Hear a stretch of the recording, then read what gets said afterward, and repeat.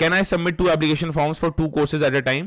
An applicant as per eligibility can apply for multiple courses. However, a candidate cannot apply for duplicate or multiple forms. इसका मतलब ये है you have to fill only one form. बहुत important update है NTA की official, ये जो FAQ आ रखा है CUET का, उसमें दे रखा है 30 क्वेश्चन है यार, 30 क्वेश्चन को ध्यान से पढ़ना. बहुत सारे स्टूडेंट्स होते हैं सर एक कोर्स के लिए सिर्फ एक फॉर्म भरना है, एक फॉर्म के अंदर मल्टीपल कोर्सेज हम भर सकते हैं. उसका आंसर है yes. In one form itself you have to fill multiple forms. Otherwise अगर आप मल्टीपल फॉर्म्स भर सकते हो तो यार, अगर आप मल्टीपल फॉर्म्स भरोगे तो आपके फॉर्म्स रिजेक्ट कर दिए जाएंगे. वो फ्रॉजरी का केस होता है, फ्रॉड का केस होता है. एक फॉर्म भरना है CUET का, उसके अंदर आपको मल्टीपल कोर्सेज अटेम्प्ट करने को मिलेंगे. You can opt for multiple courses with in one particular form of CUET 2022. CUET के अंदर मैं दोबारा रिपीट कर देता हूं, केवल और केवल एक फॉर्म भरा जाएगा जिसके अंदर आप एलिजिबिलिटी के अकॉर्डिंग, जिस जिस कोर्स में आप एलिजिबल हो उसके अंदर एक फॉर्म के अंदर मल्टीपल कोर्सेज ऑप्ट कर सकते हो. अगर आप डुप्लीकेट फॉर्म भरते हो, दोबारा फॉर्म भरते हो, तो वो फ्रॉजरी का केस है, फ्रॉड का केस है. उस केस में आपकी एप्लीकेशन फॉर्म रिजेक्ट भी हो सकती है, तो ऐसा मत करना. ठीक है. अच्छा, एक और बहुत बड़ी अपडेट है. सर मैं CUET के लिए रजिस्टर कर रहा हूं, या मैं अपने पापा का, मम्मी का, फ्रेंड का, दादी का, रिलेटिव का ईमेल आईडी यूज कर सकता हूं? तो उसका आंसर है no. You need to use a valid and unique email address of applicant only. भैया किसी मम्मी पापा, भाई बहन, भाभी, बुआ, इनका कोई भी ईमेल आईडी नहीं देगा, क्योंकि सारी की सारी कम्युनिकेशन उस ईमेल आईडी और SMS पे होगी. तो जो भी आप नंबर दोगे वो सिर्फ और सिर्फ, देखो यहां पे लिख रखा है, साफ लिख रखा है, सिर्फ और सिर्फ एप्लीकेंट का होना चाहिए. ये बात का विशेष ध्यान से हमारा पास नोट रखना चाहिए. आपकी ईमेल आईडी होनी चाहिए. अगर ईमेल आईडी नहीं है तो गूगल पे, जीमेल पे बना लो. और फोन नंबर अपना ही डालना, किसी और का फोन नंबर नहीं डालना, क्योंकि ये लिटरली सिर्फ और सिर्फ उस फोन नंबर या उस ईमेल आईडी पे कम्युनिकेट कर रहे होंगे. किसी और थर्ड पार्टी का मत देना. मेरी रिकमेंडेशन आपको यहां पे रहने वाली है. ठीक है.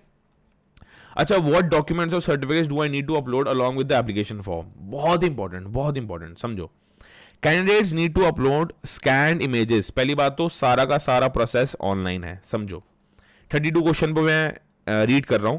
एनटी के द्वारा ये हमारे पास FAQs आ रखे हैं, FAQs ऑफ CUET 2022. मैं एक बार आपको समझा देता हूं.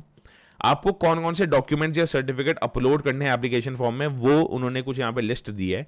ये बोल रहे हैं कि पहली बात तो सारा का सारा फॉर्म आपको ऑनलाइन फिल करना है, ऑफलाइन आने की कोई जरूरत नहीं है.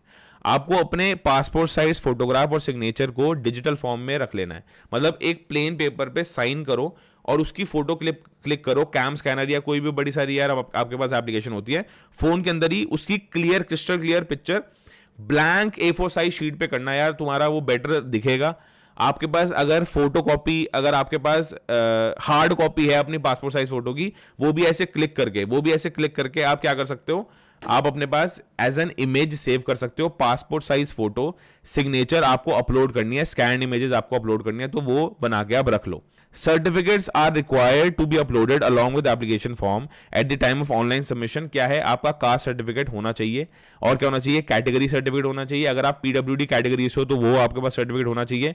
बिलो पॉवर्टी लाइन से हो तो उसका सर्टिफिकेट होना चाहिए. क्लास 10 और क्लास 12 की इक्विवेलेंट सर्टिफिकेट, मार्कशीट होनी चाहिए. क्लास 10 की मार्कशीट, क्लास 12 की मार्कशीट चल जाएगी. अब स्टूडेंट्स बोलेंगे सर हमने तो बोर्ड्स दिए ही नहीं, क्या होगा? टर्म 1 की मार्कशीट डाल देना, चल जाएगा काम. सिमिलरली अगर क्लास 12 की है ही नहीं तो कुछ ना कुछ वहां पे ऑप्शन आएगा अपीयरिंग फॉर क्लास 12, तो वो डाल देना, तो तब भी काम तुम्हारा वहां पे चल जाएगा. The document certificates shall be verified directly at the time of admission by university.